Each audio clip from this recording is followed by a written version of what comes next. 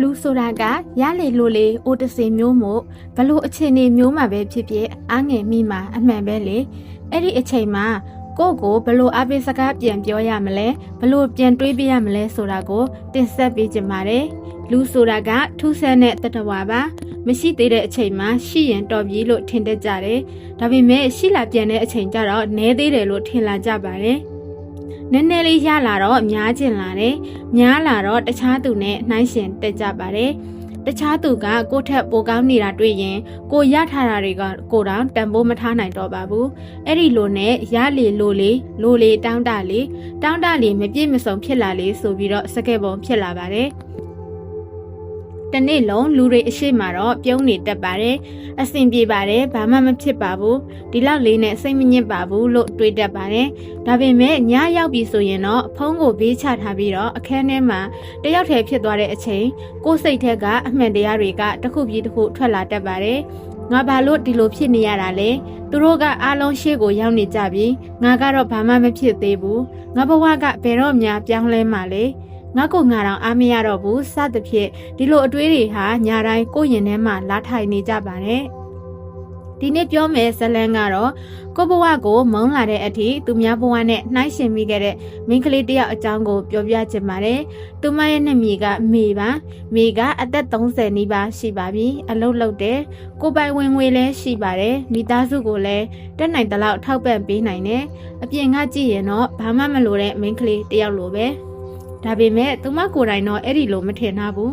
မေရဲ့ပြဿနာကဆင်းရဲတာမဟုတ်ပါဘူးကိုယ့်ရဲ့ဘဝကိုသူများဘဝနဲ့အမြဲတိုင်းတာနေမိတာပါတနေ့မေအလုပ်ကနေအိမ်ပြန်လာတယ်အိမ်ရောက်တော့ဖုန်းကိုဖွင့်လိုက်တယ်ဆိုရှယ်မီဒီယာကိုကြည့်လိုက်တော့သူ့ရဲ့တငယ်ချင်းတယောက်ကနိုင်ငံခြားကိုသွားထားတဲ့ပုံတွေတင်ထားတယ်နောက်တစ်ယောက်ကကားအသစ်ဝယ်ထားတဲ့ပုံတွေနောက်တစ်ယောက်ကအိမ်အသစ်ရထားတဲ့ပုံတွေတစ်ယောက်ကတော့မင်္ဂလာဆောင်တော့မယ်ဆိုတဲ့သတင်းပါတယောက်ကကိုပိုင်လုပ်ငန်းစတင်ပြီးတော့အောင်မြင်နေပြီမေကတပုံကြီးတပုံကြည့်ရင်လည်းအစာပိုင်းမှာတော့ပြုံးနေပါတယ်ကောင်းပါတယ်သူတို့အောင်မြင်တာဝမ်းသာတာဘောလို့တွေးပါတယ်ဒါပေမဲ့မိနစ်အနည်းငယ်ကြာလာတဲ့အခါမှာသူမရဲ့မျက်နှာကတဖြည်းဖြည်းငြိမ်သက်သွားပါတယ်ဖုန်းကိုချလိုက်တယ်ပြီးတော့အခန်းထဲမှာတယောက်တည်းထိုင်ရင်ငါကတော့ဘာဖြစ်နေတာလဲငါကတော့အခုထိလက်တွဲဖော်တာကောက်မရှိသေးဘူးကိုပိုင်လုပ်ငန်းလည်းမစနိုင်သေးဘူးအဲ့ဒီလိုကိုပြန်ပြီးတော့တွေးမိတယ်အဲ့ဒီညမှာမေအိပ်ရပေါ်လှဲနေတယ်ဒါပေမဲ့လုံးဝအိပ်မပျော်ပါဘူးနိုင်ရီကိုကြည့်လိုက်တော့လေညရဲ့12နာရီကျော်နေပါပြီညလုံးမိတ်လိုက်ရင်သူများတွေရဲ့အောင်မြင်မှုတွေကိုပဲမြင်နေတယ်သူများရဲ့အိမ်မက်တွေသူများရဲ့ကားတွေသူများရဲ့ချစ်သူတွေသူများရဲ့ဘဝအစသဖြင့်ကိုဘဝကိုပြန်ကြည့်မိတယ်ငါကဘာမှမရှိဘူးငါဘဝကနောက်ကျနေပြီငါကအသက်ကြီးလာတာနဲ့အမျှဘာမှမတိုးတက်လာဘူးအဲ့ဒီအတွေးတွေဟာသူမရဲ့စိတ်ကိုတဖြည်းဖြည်းဖိနှိပ်လာပါတယ်နောက်ဆုံးတော့မေဟာမျက်ရည်တွေကျလာတယ်ဘသူ့ကိုမှမပြောပြဘူးအတန်လည်းမထွက်ဘူးခေါင်းထဲမှာမျက်နှာဝှက်ပြီးတော့ငိုလိုက်တယ်မနေ့ရောက်တော့လည်းဘာမှမဖြစ်ခဲ့သလိုမျိုးအလုတ်သွားပါတယ်ဒီလိုနဲ့ရက်တွေကုန်လာတယ်မေကပိုပြီးတော့စိတ်ပင်ပန်းလာတယ်အရင်ကကိုရထားတဲ့အရာလေးတွေနဲ့ပဲပြောတတ်တယ်အခုတော့သူမမပြောနိုင်တော့ဘူးလာစာရလာရင်သူ့လောက်မများဘူးအလုံးမှာချီးကျူးခံရရင်တော့ဒါကသူများရထားတဲ့အောင်မြင်မှုနဲ့ရှင်ရင်ဘာမှမဟုတ်သေးဘူးလို့ကို့မှာရှိတာကိုကြည့်မဲ့အစားမရှိသေးတာကိုပဲကြည့်နေတတ်ပါတယ်ကိုယ့်ရဲ့တိုးတက်မှုကိုမမြင်ဘဲနဲ့သူများရဲ့ရလက်ကိုပဲလိုက်ကြည့်နေလာတာပါအဲ့ဒီအချိန်မှာမေမသိလိုက်တာတခုရှိပါတယ်သူမကဘဝနဲ့မရှုံးသေးပါဘူးသူမရဲ့အတွေးတွေကသူမကိုရှုံးနေတာပါတညမှာမေရဲ့အမေကသူမအခန်းထဲကိုဝင်လာပါတယ်မေရဲ့မျက်နှာကိုကြည့်ပြီးတော့သမီးအမေသမီးကိုတခုမေးမယ်မေကသူ့ရဲ့အမေဘက်ကိုလှည့်ကြည့်လိုက်ပါတယ်သမီးအခုဘာလို့ချင်နေတာလဲမေကခဏတွေးတော့ပြီးတော့မသိဘူးအမေသူမရဲ့အမေကပြုံးပြီးတော့မသိဘူးဆိုတာကသမီးမှမရှိတာမဟုတ်ဘူးသမီးကဘာကိုလိုချင်နေမှန်းမသိတော့တာလို့ပြောလိုက်ပါတယ်မေကသူ့ရဲ့အမေကိုကြည့်ပြီးတော့သူ့ရဲ့အမေကလူတယောက်ဟာမရှိတဲ့အရာကိုပဲကြည့်နေရင်ရှိပြီးသားအရာတွေကိုတနေ့ကျရင်မမြင်တော့ဘူးသမီးအဲ့ဒီစကားကိုမေကြားလိုက်ပေမဲ့အဲ့ဒီညမှာတော့သူမအတွက်အတိတ်ပဲမရှိသေးပါဘူးနောက်တနေ့သူ့ရဲ့အမေကအမေကိုအပြင်ခေါ်သွားပါတယ်လမ်းဘေးကအဘိုးအိုတယောက်ကိုတွေ့ပါတယ်အဘိုးအိုကတတိရောင်းနေပါတယ်အသက်လည်းကြီးပါပြီစာဝတ်နေရဲ့အတွက်အလုံးလုံးနေရသေးပါတယ်မေကကြည့်ပြီးတော့သူ့ရဲ့အမေကိုပြောပါတယ်အမေအဘိုးကိုကြည့်ရတာတနာစရာကြီးအမေကပြင်မေးပါတယ်သမီးဘာကိုတနာတာလဲ အသက်ကြီးနေပြီးအခုထိအလုံးလုံးနေရတော့လေအမေကခဏငြိမ်ပြီးတော့ပြောပါတယ်ဒါပေမဲ့အဘိုးကြီးကသမီးကိုကြည့်ရင်ဘလို့မြင်မလဲသိလားမိကမျက်မှောင်ကျုပ်လိုက်ပါတယ်ဘလို့လဲလူငယ်လေးကအလုပ်လဲရှိတယ်ကျမ်းမာတယ်ကိုဘဝကိုရွေးချယ်နိုင်တယ်အဘိုးကြီးအတွက်တော့အဲ့ဓာတွေကမမောစရာတွေပဲဖြစ်နိုင်တဲ့သမီးမေဟာတိတ်ဆိတ်သွားပါတယ်ပြီးတော့သူမရဲ့အမေကဆက်ပြောပါတယ်သမီးကလည်းအခုသူများစီမှာရှိတာကိုကြည့်ပြီးတော့ကိုမှမရှိတာတွေကိုပဲရေတွက်နေတယ်ဒါပေမဲ့သမီးစီမှာရှိတာတွေကိုတော့ဘယ်တော့မှရေတွက်မကြည့်ဘူးအဲ့ဒီနေ့ညမေအခန်းထဲမှာတယောက်တည်းထိုင်နေတယ်ဖုန်းကိုဖွင့်တယ်ဆိုရှယ်မီဒီယာကိုဖွင့်မဲ့အစားစာရွက်တစ်ရွက်ယူလိုက်တယ်ပြီးတော့အမေပြောခဲ့တဲ့စကားကိုသတိရပြီးငါမှဘာရင်းရှိလဲဆိုပြီးတော့သူမချရေးတယ်ပထမဆုံးရေးတာကမိသားစုရှိတယ်အလုပ်ရှိတယ်ကျန်းမာရေးကောင်းတယ်စားစရာရှိတယ်နေစရာရှိတယ်ကိုချစ်တဲ့သူတွေရှိတယ်အသက်တွေကိုတင်ယူနိုင်သေးတယ်ပြန်လဲစနိုင်သေးတယ်စားရေးကိုရေးရင်းနဲ့မိရဲ့မျက်လုံးထဲမှာမျက်ရည်တွေဝဲလာတယ်သူမရုတ်တရက်သိလိုက်တာကငါကဘာမှမရှိတဲ့လူမဟုတ်ဘူးရှိတာတွေကိုမမြင်မိတဲ့လူဖြစ်နေတာလို့တွေးမိတယ်ဒါပေမဲ့အဲ့ဒီနေ့ပဲအားလုံးပြောင်းလဲသွားတာတော့မဟုတ်ပါဘူးလူစိတ်ဆိုတာကတညတည်းနဲ့ပြောင်းလဲလို့မရပါဘူး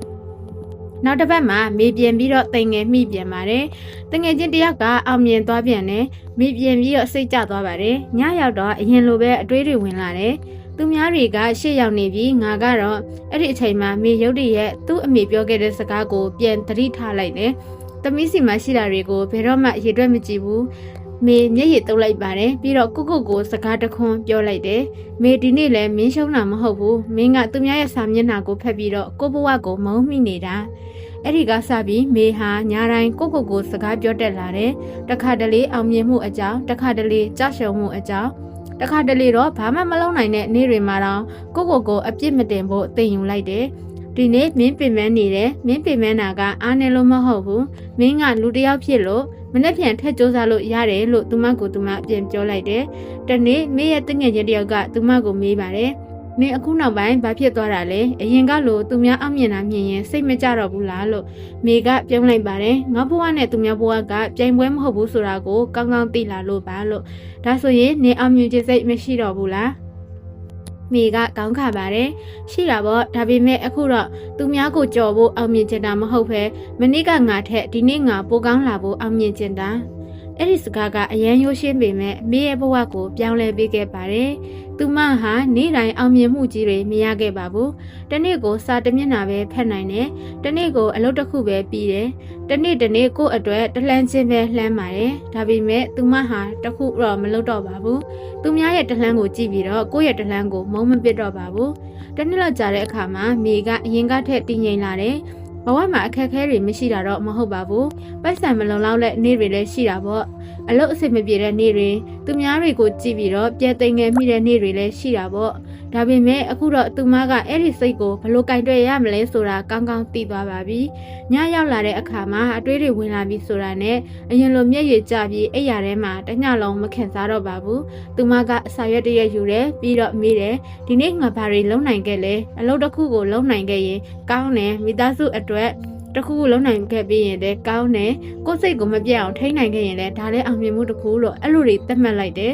မိရဲ့ဘဝမှာအကြီးမားဆုံးပြောင်းလဲမှုကပိတ်ဆံပိုရလာတာမဟုတ်ပါဘူးအလုပ်ကောင်းရလာတာလည်းမဟုတ်ပါဘူးသူများထက်ပိုတော်လာတာလည်းမဟုတ်ပါဘူးကိုရန်သူလို့မမြင်တော့တာပါအရင်ကကြာရှုံးရင်ကိုအပြစ်တင်တယ်နောက်ကျရင်ကိုမုန်းတယ်သူများအောင်မြင်ရင်ကိုနှိမ့်ချတတ်တယ်အခုတော့ကြာရှုံးရင်ပြန်ကြိုးစားမယ်နောက်ကျရင်ငါအချိန်မရောက်သေးတာပဲသူများအောင်မြင်ရင်သူ့အချိန်ရောက်ပြီလို့ပဲတွေးတက်လာတော့တယ်တကယ်တော့လူတစ်ယောက်ရဲ့ဘဝမှာအစိုးဆုံးအရာကမရှိတာမဟုတ်ပါဘူးရှိတာတွေကိုမမြင်တော့တာပါကျမတို့ဟာသူများမှာရှိတဲ့အရာတွေကိုကြည့်ပြီးတော့ကိုဘဝကိုဆုံးဖြတ်တတ်ကြပါတယ်သူများရဲ့အောင်မြင်မှုကိုမြင်ပေမဲ့သူတို့ဖြတ်သန်းခဲ့ရတဲ့အညတွေကိုမမြင်ပါဘူးသူတို့ရင်မောနေတဲ့ပုံကိုမြင်ပေမဲ့သူတို့ငိုခဲ့ရတဲ့အချိန်တွေကိုကျမတို့မမြင်နိုင်ပါဘူးသူတို့ရဲ့အောင်မြင်တဲ့ရလဒ်ကိုမြင်ပေမဲ့အဲ့ဒီနောက်ွယ်ကနှစ်ပေါင်းများစွာစ조사ခဲ့ရတာကိုမမြင်ကြပါဘူးဒါပေမဲ့ကိုဘဝမှာတော့ကိုယ့်ရဲ့နာကျင်မှုအလုံးကိုသိတယ်ကိုယ့်ရဲ့ကြာရှုံးမှုအလုံးကိုယ့်ရဲ့မပြည့်စုံမှုအဲ့ဒါကြောင့်သူများနဲ့ကိုနှိုင်းရှင်တာဟာမမျှတတဲ့ပြိုင်ပွဲတစ်ခုပါဒါကြောင့်တနေ့နေ့မှာညအောင်ရောက်လာပြီးတော့ကိုယ့်ရင်ထဲမှာတိမ်ငယ်စိတ်တွေတက်လာရင် ငါမကောင်းဘူးငါနောက်ကျနေပြီငါဘဝကဘာမှမဖြစ်ဘူးလို့မတွေးပဲအဲ့ဒီအစားကိုဒီလိုပြောလိုက်ပါငါအခုရောက်နေတဲ့နေရာကငါဘဝရဲ့အဆုံးမဟုတ်ပါဘူးငါမှပြန်စနိုင်တဲ့မနှက်ပြန်ရှိသေးတယ်ငါသူများနဲ့ပြိုင်ဖို့မွေးလာတာမဟုတ်ဘူးငါဘဝကိုငါနီးနဲ့တိဆောက်ဖို့မွေးလာတာဒီနေ့ငါနီးနဲ့ပဲတိုးတက်ခဲ့ရင်တော့အဲ့ဒါတိုးတက်မှုပါပြီးတော့ကို့မှာရှိတာတွေကိုရေတွက်ကြည့်ပါမိသားစုလားမိသားစုရှိရင်ကျေးဇူးတင်ပါကျမ်းမာရေးကောင်းလားကျေးဇူးတင်ပါအလုပ်ရှိလားကျေးဇူးတင်ပါစားစရာရှိလားကျေးဇူးတင်ပါနောက်ဆုံးအသက်ရှင်နေသေးလားဒါဆိုရင်လည်းကျေးဇူးတင်လိုက်ပါကိုဘွားကိုပြန်နိုင်သေးပါတယ်ဒါဆိုရင်မျှော်လင့်ချက်ရှိတာပေါ့ဘဝဆိုတာနေ့တိုင်းအနိုင်ရနေဖို့မလိုပါဘူးတခါတလေပြင်မလို့ရက်နေလို့ရပါတယ်ငိုချင်ရင်ငိုလို့ရတယ်အားနဲ့မိရင်အားနဲ့မိလို့ရပါတယ်ဒါပေမဲ့ကိုမစွန့်ပစ်ပါနဲ့သူများကမယုံကြည်လို့လည်းရတယ်မမြင်ပေးလို့လည်းရတယ်ကိုတံမိုးကိုမသိပေးလို့လည်းရတယ်ဒါပေမဲ့ကိုတံမိုးကိုကိုယ်တိုင်တော့လုံးဝမမိပါနဲ့ဒီညအိယာဝင်ကန်လေးမှာဖုန်းကိုခဏချထားပါမနေ့ကသူများရဲ့ဘဝကိုမကြည့်ပါနဲ့မနေ့ဖြန်သူများဘလောက်တက်သွားမလဲလဲမတွေးပါနဲ့ကိုပဲမေးပါဒီနေ့ငါဘာတွေခံနိုင်ခဲ့လဲဘာတွေကြော်ဖြတ်နိုင်ခဲ့လဲဘာတွေသင်ယူခဲ့လဲပြီးတော့ကိုတခွန်းပြောပါမေဒီနေ့လဲမင်းတက်နိုင်သလားလောက်ခဲ့ပြီမင်းဘဝကနောက်ကျနေတာမဟုတ်ဘူးမင်းကကိုလန်းကိုရှောက်နေတာမနေ့ပြန်လဲတလန်းထက်လာမယ်အဲ့ဒီစကားလေးနဲ့ပဲဒီညကိုအေးချင်းအိတ်လိုက်ပါဘာဖြစ်လို့လဲဆိုတော့လူဘဝဆိုတာက